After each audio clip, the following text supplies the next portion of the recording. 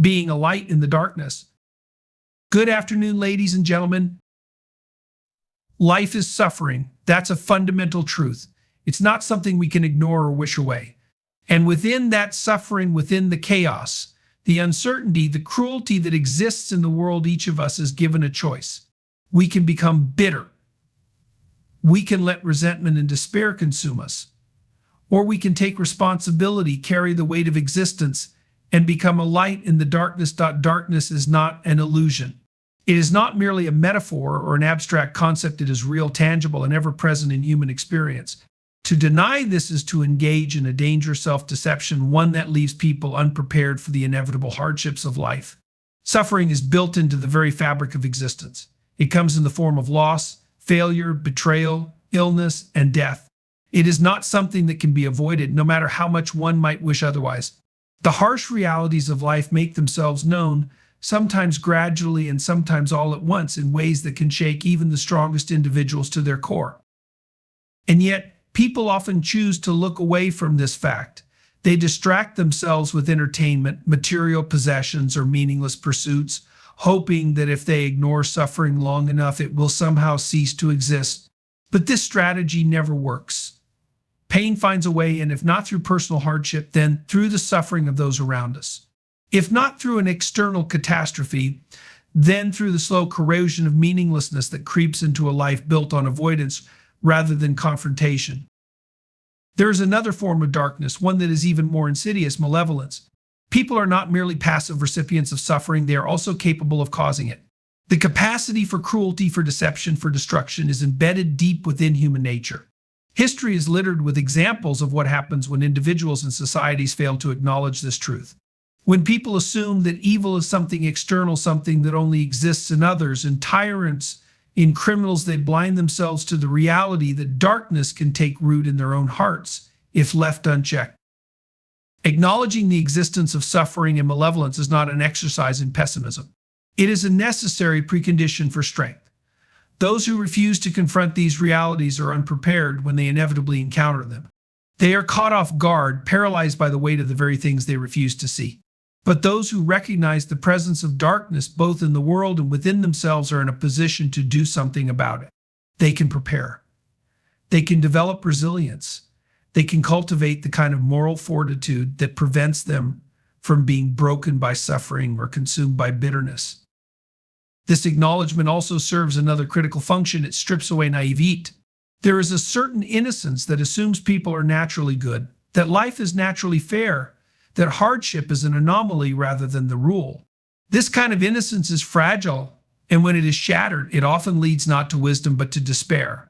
The antidote to this is not cynicism, but a mature understanding of reality, one that accepts the existence of suffering and malevolence without allowing them to dictate the terms of one's existence. Only by looking directly at the nature of darkness can one begin to develop the strength required to stand against it. Blame is seductive. It offers an easy way out, a convenient scapegoat for the hardships of life. When things go wrong, it is far easier to point the finger at external forces, at society, at one's upbringing, at circumstances beyond control, than to take responsibility. This tendency is deeply ingrained in human nature, and it manifests in countless ways. People blame their parents for their shortcomings, their employers for their lack of success, the government for their struggles, or fate itself for their suffering. But while blame provides temporary relief from the weight of personal responsibility, it also strips individuals of their agency. The moment a person decides that their problems are entirely the fault of someone or something else, they relinquish any ability to change their circumstances. Taking responsibility is not the same as accepting fault for everything that happens. The world is unfair. People are born into different circumstances with different levels of privilege and disadvantage. Some face immense hardship through no fault of their own. But none of this changes a fundamental truth. Regardless of what happens, the response remains within one's control. No one can dictate the conditions of their birth, but they can determine how they respond to the challenges they face. A person who refuses to take responsibility becomes a victim of their circumstances, whereas a person who embraces responsibility, no matter how difficult, gains the power to rise above them. This idea is difficult for many to accept because responsibility comes with a cost. It means acknowledging personal failures. It means admitting that in many cases life could be better if different choices had been made. It requires looking inward rather than outward, identifying weaknesses and working tirelessly to overcome them. It demands sacrifice, the sacrifice of comfort, of resentment, of the illusion that someone else is going to fix everything. This is why so many people avoid responsibility altogether. It is easier to complain, to wait for rescue, to convince oneself that external change must happen before anything can improve. But this is a losing strategy. Waiting for the world to change is a passive, futile existence. The world is not going to suddenly reorganize itself to make things fair. The people who succeed morally, spiritually, financially, in any domain are the ones who take ownership of their circumstances, regardless of how unfair they may be. There is also an ethical dimension to responsibility. People who refuse to take responsibility often make things worse, not just for themselves, but for those around them. They become burdens rather than sources of support. They drain energy rather than contribute to the well-being of others. But those who embrace responsibility become pillars of strength. They develop the ability to bear their own suffering, and in doing so, they also develop the ability to help others bear theirs. A responsible person is someone others can rely on, someone who does not crumble under pressure or shift blame when things go wrong. They recognize that life is difficult, that suffering is unavoidable, but they choose to act in a way that brings order to chaos rather than adding to it. Truth is the foundation upon which stability is built. Without it, everything crumbles: relationships, institutions, societies, even the individual sense of self. It is tempting to believe that small lies, half-truths, or distortions of reality are harmless, that they serve as necessary tools for avoiding conflict, preserving comfort, or gaining personal advantage. But this is a short-sighted and dangerous belief. Lies accumulate. They spread like cracks in the foundation of a structure, weakening its integrity until it inevitably collapses under its own weight. The person who chooses deception over truth invites destruction into their life, whether they recognize it immediately or not. Speaking the truth is difficult because truth carries consequences. It requires a willingness to confront uncomfortable realities, to risk offending others, to stand firm in what is right even when it is inconvenient. People often avoid truth because it is costly. It may cost them relationships, security, or status. It may bring conflict where silence would have maintained peace. But the peace that is maintained through dishonesty is an illusion. It is a fragile, temporary state that will eventually be shattered by the reality it seeks to suppress. The choice is not between truth and comfort. The choice is between truth and a slow, inevitable decay into chaos.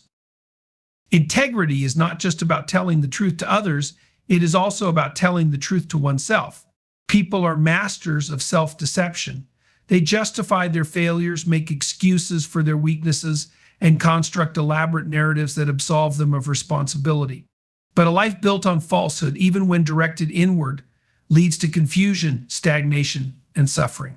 The person who refuses to confront their own flaws, who lies to themselves about their own capabilities or shortcomings, ensures that they will never improve. Growth is only possible when reality is acknowledged, no matter how painful that reality may be. Truth is not just about facts, it is about alignment with the highest good. It is about acting in accordance with moral principles, even when doing so is inconvenient. This means rejecting the temptation to manipulate, deceive, or distort reality for personal gain. It means standing firm against corruption, refusing to participate in systems built on falsehoods, and holding oneself to a higher standard. The person who consistently speaks and acts in truth becomes someone that others can trust. Their words carry weight. Their presence becomes a stabilizing force in a world that is increasingly chaotic and unreliable. Lying may offer temporary advantages, but those advantages come at a steep cost. Deception leads to guilt, to the erosion of character, to the destruction of trust. When a person speaks the truth, even in difficult circumstances, they gain something that no amount of manipulation can ever provide: genuine self-respect. The person who tells the truth stands on solid ground, while the person who lies is always running, always covering their tracks, always living in fear of exposure. Truth is the only real foundation for a meaningful, honorable, and enduring life. Strength is not simply the ability to endure hardship, it is the ability to carry the burdens of life in a way that allows others to do the same. In every family, in every community, in every workplace, There are those who become sources of stability, people whom others rely on when things become difficult. These individuals do not crumble under pressure, nor do they spread their suffering onto others in a way that makes things worse. Instead, they take on responsibility, face difficulty with resilience, and provide a foundation upon which others can stand. They become pillars of strength, and in doing so, they bring order to the chaos that inevitably arises in life. Becoming a person of strength is a choice. It does not happen by accident. It requires discipline, effort, and an unwavering commitment to self-improvement. Strength is not merely physical, it is emotional, intellectual, and moral. It is the ability to remain calm in crisis, to think clearly under stress, and to act with integrity even when it is difficult. It is the willingness to take on the weight of responsibility rather than shifting it onto others. Those who are strong in this way are the ones who hold families together, who lead when leadership is needed, who remain steadfast when those around them falter. Weakness, in contrast, is contagious. When people give in to despair, when they refuse to take responsibility, when they become bitter and resentful, they do not only harm themselves. They create an environment where others feel justified in doing the same. Negativity spreads quickly, and before long, entire groups, whether families, workplaces, or communities, descend into dysfunction. The presence of even one strong individual can make all the difference. A single person who refuses to collapse under pressure, who chooses to act with integrity, who carries their own burdens without complaint, can set an example that elevates those around them. Strength inspires strength, just as weakness breeds further weakness. The process of becoming strong begins with small acts of discipline. It requires taking responsibility for one's own life first, maintaining order in one's own home, acting with reliability in one's own commitments, and refusing to allow self-pity or resentment to dictate one's actions. Strength is built through consistency, through doing what is necessary rather than what is easy, through facing adversity without allowing it to corrupt one's character. The stronger a person becomes in this way, the more they are able to support those around them. They become the kind of person others turn to in times of crisis, not because they are perfect or invincible, but because they are reliable.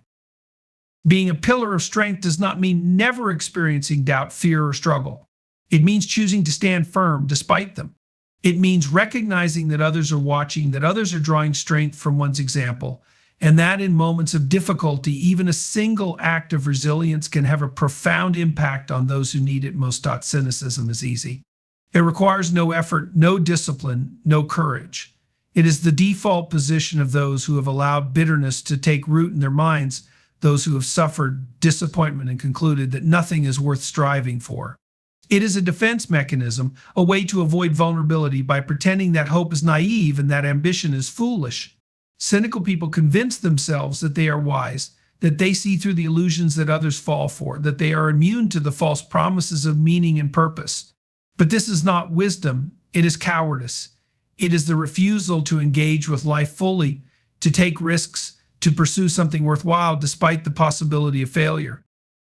Resisting cynicism requires strength because hope is not a passive state, it is an active stance against the forces of despair.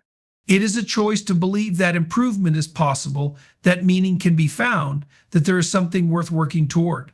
Cynicism offers an excuse to do nothing, but hope demands action.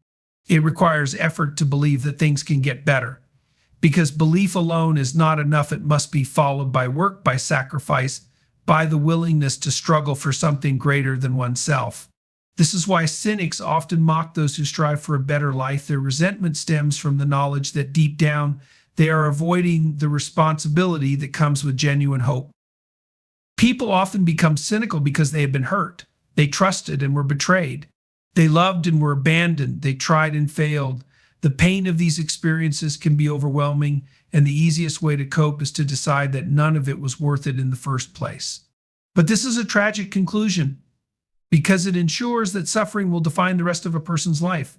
The alternative is far more difficult: to acknowledge pain without allowing it to poison one's perspective, to recognize that betrayal and disappointment are part of life but not the whole of it. The fact that some people are cruel does not mean that kindness is meaningless. The fact that some efforts end in failure does not mean that success is impossible. Cynicism is seductive because it provides a sense of superiority. It allows people to sit on the sidelines and criticize those who are trying, to feel intelligent for pointing out flaws while contributing nothing themselves. But this is not real intelligence. True intelligence is the ability to see the world as it is, both its suffering and its potential, and to act in a way that brings about improvement. It is easy to be negative, to tear things down, to assume the worst. It is much harder to build something, to pursue goodness despite the existence of evil, to choose hope over despair. The world does not need more cynicism. It needs people who are willing to believe in something better and take responsibility for making it a reality. Perfection is an impossible standard. No one can attain it, and those who demand it from themselves or others set themselves up for failure and disappointment.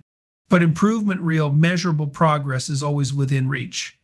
The idea that one should strive to be better every day is not rooted in naive optimism or empty self-help platitudes. It is a recognition of a fundamental truth: stagnation leads to decay. If a person is not improving, they are deteriorating. If they are not moving forward, they are sliding backward. There is no standing still in life. The forces of entropy, weakness, and complacency are always at work, pulling people down if they are not actively working to rise above them. Self-improvement is not just about ambition or personal success. It is about becoming the kind of person who can bear the weight of existence. Life is difficult. It is filled with suffering, disappointment, and uncertainty. Those who are weak morally, emotionally, intellectually are easily crushed by these realities. But those who commit to constant growth develop the strength needed to withstand hardship. They do not become perfect, but they become resilient. They learn to endure, to adapt, to face challenges without breaking. This is not something that happens overnight. It is the result of daily effort, of small but consistent choices to aim higher than yesterday. One of the great dangers in life is complacency. It is easy to settle, to convince oneself that good enough is sufficient. This is a lie. What is good enough today will not be good enough tomorrow, because life is constantly changing. New challenges arise, new responsibilities emerge. A person who does not continually improve will find themselves unprepared for what the future demands of them. The only way to meet life's challenges with strength and confidence is to commit to daily growth. This means developing discipline, cultivating wisdom, strengthening character. It means setting goals that are just beyond reach and working toward them with consistency and determination. Improvement is not just an individual pursuit. A person who betters themselves betters the world around them. When someone becomes stronger, they become someone others can rely on. When they become wiser, they make better decisions that impact their family, their community, and their society. A single person who commits to being better sets an example that encourages others to do the same. Just as weakness is contagious, so is strength. A culture of mediocrity spreads when people stop striving, but a culture of excellence takes root when individuals make the decision to push themselves beyond their current limitations. This process is not easy. It requires sacrifice. It means letting go of bad habits, rejecting excuses, and facing uncomfortable truths. It means taking responsibility not just for one's actions, but for one's potential. There is no limit to how much a person can grow, no ceiling on how much they can learn, improve, or contribute. The only real limitation is the refusal to try. Thanks for watching.